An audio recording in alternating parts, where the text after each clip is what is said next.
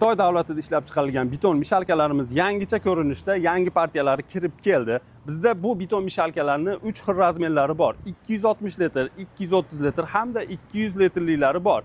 Bu beton mishalkalarimiz Germaniya texnologiyalari asosida ishlab chiqarilgan bo'ladi.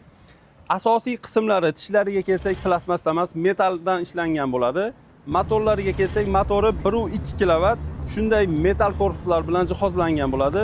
O'chirib yoqish tugmachasi joylashgan va yonida motorni kuyib qolishini oldini oladigan relay joylashgan bo'ladi.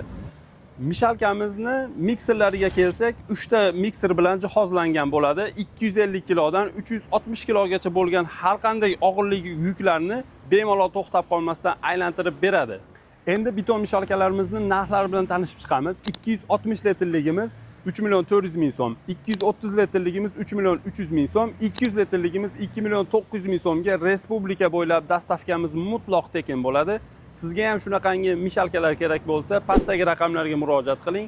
Bizning sahifamizga obuna bo'lishni unutmang.